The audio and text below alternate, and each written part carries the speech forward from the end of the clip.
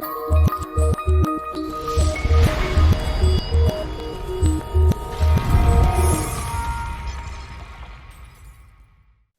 conquista de México es un libro que me encarga la Esfera de los Libros, precisamente en el contexto de los 500 años de la llegada de Hernán Cortés y sus compañeros al continente americano, a lo que hoy es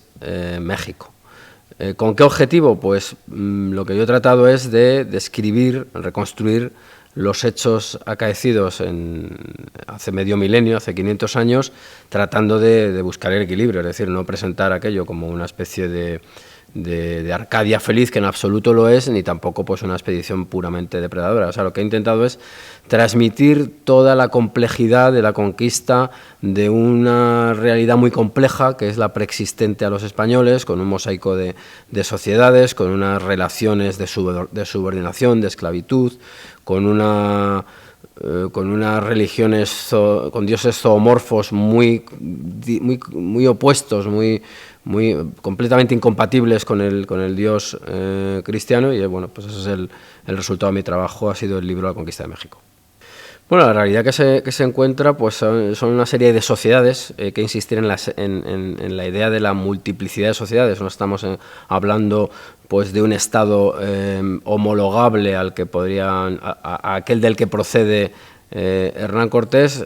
Lo que se encuentra pues es una serie de sociedades que tienen, ya digo, unas deidades que demandan un tributo de sangre, encuentra por supuesto sociedades esclavistas y encuentra pues unas estructuras que tecnológicamente pues inferiores a las europeas y a la española en concreto. Entonces, claro, el desnivel que hay entre sociedades es uno de los factores que permiten la conquista, una conquista que además de hacerse con la espada se hace pues a través de pactos, y ahí es donde destaca el talento de Hernán Cortés para percibir las fisuras que hay en aquella realidad a la que él llega y poder, pues como él decía, manear, es decir, moverse entre ellas y llegar a una serie de pactos que le permiten sobrevivir en primer lugar y imponerse finalmente políticamente e implantar un orden pues de carácter político, religioso, económico, tecnológico, que es el que sucede a la conquista culminada en 1521. No, en absoluto, no había tal realidad angelical, ni había esa Arcadia feliz, descrita en gran medida por clérigos como Bartolomé de las Casas, pero la realidad era muy otra. Es decir, que aunque Bartolomé de las Casas exagerara con la intención pues, de buscar un mejor trato de los naturales, lo cierto es que en aquellas sociedades, antes de la llegada de los españoles, se practicaban sacrificios humanos, existía la esclavitud, existía también la antropofagia, en fin, había una serie de instituciones completamente incompatibles con el mundo del cual procedían los así llamados barbudos. Entonces, en absoluto, eso es una imagen completamente maniquea, una distorsión, una caricatura, en definitiva, que es inservible para abordar los hechos acaecidos desde 1492 en adelante. La realidad era muy compleja, no había tampoco una unidad, ni muchísimo menos, y lo que sucede es que con la llegada de los españoles se implanta un nuevo orden de carácter político, religioso, económico y de todo tipo, y desde luego pues no es algo que se haga efectivamente de golpe, porque es imposible, pero gradualmente ese tipo de instituciones incompatibles con la de los españoles del momento pues van desapareciendo a medida que la implantación hispana cristaliza. ¿En qué sentido es libertador Cortés? Pues en el sentido siguiente. Cuando él penetra en el continente en dirección hacia Tenochtitlan, se va encontrando con una serie de sociedades étnicas, o de naciones étnicas, por llamar de ese modo, que están bajo el yugo mexica, un yugo que exige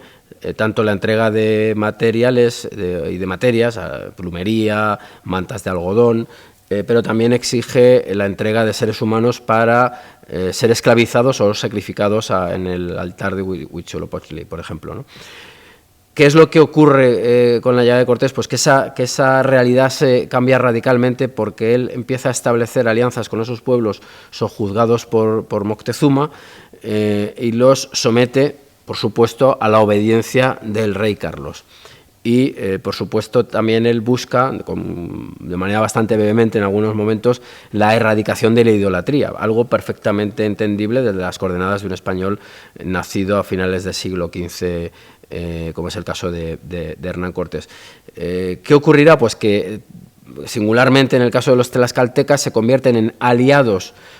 sobre el terreno, pero formalmente pues es una nación que se coloca bajo la obediencia del rey Carlos, que desde luego les exige unos sacrificios muy inferiores a los que les venía exigiendo hasta el momento Moctezuma. En ese sentido es en el que yo y muchos antes que yo hemos afirmado que Cortés es un liberador de pueblos. Bueno, el descubrimiento de América en general es importantísimo porque demuestra, entre otras cosas, la vigencia y la veracidad de la teoría de la esfera que ya manejaban los españoles, que es la que permite insertar esos territorios en un conjunto de carácter global y en el manejo, insisto, de un concepto de mundo de forma esférica, y es trascendental porque el viaje de Colón, que iba dirigido hacia las Indias, y lo que aparece es un continente con el cual no se contaba, no había noción de la existencia de esa tierra, es un continente casi diríamos sobrevenido, pero lo más importante es que en ese continente, aparte de rocas y de flora y fauna, hay seres humanos, y es ahí donde el descubrimiento pues adquiere otras dimensiones, porque tiene que establecerse el método de relación entre los españoles y aquellas sociedades de naturales, y ahí claro pues hay compatibilidades e incompatibilidades, y lo que hay sobre todo, y además impulsado desde la propia corona, es un trato favorable e integrador del indio. Es un ejemplo de cómo el Imperio Español tiene ese carácter generador, tratando de elevar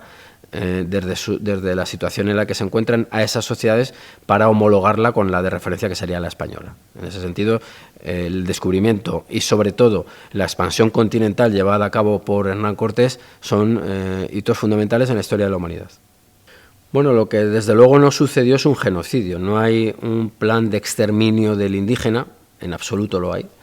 Hay abusos, por supuesto, eso es absolutamente innegable, pero hay toda una legislación que trata de poner coto a esos abusos y que trata de regular la relación de los españoles con aquellos naturales que son súbditos de la corona. Eso es un asunto fundamental, hay que subrayarlo en todo momento.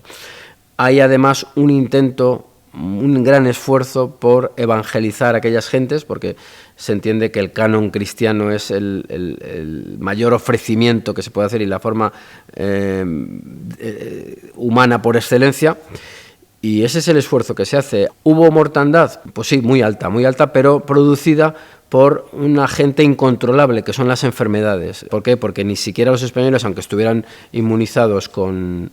frente a agentes patógenos, podían impedir que estos agentes patógenos causaran gran mortandad. Hay además que subrayar otro asunto. Los españoles, en el caso, por ejemplo, de Cortés, se apoyan en sociedades ya existentes opuestas a otras. Bueno, pues ni los aliados, ni los enemigos, ni los mexicas, ni los tlaxcaltecas, por poner esos dos ejemplos, tenían inmunidad, con lo cual el problema era para todos, pero por unas causas pues que son ajenas a la acción política o evangelizadora de los españoles. Bueno, el problema del odio viene muy aparejado, por supuesto, a la ideología, que es lo que constituye la leyenda negra, que es pues una especie de fenómeno distorsionador del material historiográfico, una especie de gran caricatura. El problema es que durante un tiempo, durante siglos, fue pues una estrategia más en el contexto de las pugnas entre imperios, pero sobre todo a partir del 19, diría yo, finales del 18 y del 19, son las propias sociedades hispanas, tanto las de un lado del Atlántico como en España, las que van asumiendo, al menos en algunos focos muy concretos, algunos ambientes muy concretos, pues toda la ideología negro-legendaria, y hoy por hoy, y ahora lo estamos viendo con el derribo de estatuas que no tienen nada que ver con aquello de lo que se reivindica, pues es una ideología que está muy implantada, Pues hay muchos factores que explican la asunción de la leyenda negra por parte de los españoles. Uno fundamental, es evidente, es el desconocimiento que hay de la historia. Hay un desconocimiento brutal y es una pena porque contamos con unos extraordinarios archivos, es decir, que el material lo tenemos al alcance de la mano, incluso al alcance de un clic, porque mucho de este material está digitalizado, pero hay unas políticas educativas deliberadas basadas en la hispanofobia, basadas en el particularismo, a escala nacional, pues basadas en algunos casos muy concretos, pues con la negación de todo lo que nos es común, y lo que nos es común es esta gran historia de carácter imperial, y eso produce unos efectos pues muy nocivos y mantenidos generacionalmente. Entonces, el problema es de difícil resolución porque además desde las instituciones estatales no se combate. ¿Por qué? Pues porque probablemente nuestros representantes públicos están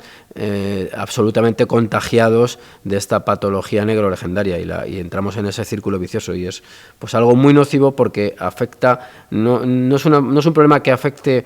a conversaciones de salón y de eruditos, sino que nos afecta en el día a día de una forma bastante tangible. Hombre, desde luego, todo el material legislativo que se va produciendo pues es inédito en la época. Es inédito en la época frente a otras plataformas imperiales que tratan a la población casi como una mercancía. Los reinos españoles los incorporan como súbditos. Algo que ocurre pues en gran medida por el prisma católico desde el cual son percibidos, y en tanto que súbditos tienen que ser bien tratados. Ese es el origen de este tipo de legislaciones. Hay que matizar que el hecho de que se vayan añadiendo leyes a otras preexistentes demuestra pues que había desviaciones, pero que desde el poder se trataban de corregir o de completar. Todo ello culminará con la controversia de Valladolid, donde ya se para incluso la conquista y se produce un debate con las cabezas pensantes más brillantes de la época, por decirlo de algún modo, pues se establecen una serie de derechos y una forma de estar en el Nuevo Mundo. Desde luego, es un precedente pues de otras leyes muy posteriores. Yo solamente pido que se compare la situación de los indígenas en el mundo hispano con la que tienen un poquito más al norte, con la implantación de otro tipo muy contrario por parte del mundo anglosajón. Eso es, a mi juicio, pues algo que deberíamos valorar constantemente, y algo que nos cohesiona y nos une a nuestros hermanos del otro lado del Atlántico. El 19 yo creo que es la clave de todo este problema, de la conexión entre nacionalismos que aparecerán a finales de ese siglo, de esa centuria, y desde luego como la idea, al menos en el caso de los nacionalismos españoles, es la negación de la existencia de España, o la interpretación de España como una cárcel de pueblos o como un yugo inasumible. Lo que se busca es todo aquello que nos separe. Y como lo que nos une es un proyecto imperial muy complejo, por supuesto, pues hay que intentar hacer un borrado de todo lo simbólico, e inventar incluso historias o distorsionar. Por eso estaría otra vez el método negro legendario funcionando, pues distorsionar para exacerbar unas cosas y omitir otras. Y bueno, eso es un proceder muy propio de los nacionalistas. No hay más que ver a qué personajes se ensalzan, cuáles son borrados, y eso es un proceso constante al cual se han entregado, y tengo que denunciarlo, pues los partidos que han accedido al gobierno en las últimas décadas. Todos han sido capaces de conceder cualquier cosa con tal de acceder a la Moncloa, y este es un frente, el frente histórico, la batalla por la historia, pues que está abierto y en el que nos jugamos mucho. Si quieres ver más contenidos de Alto y Claro TV, suscríbete a nuestro canal de YouTube.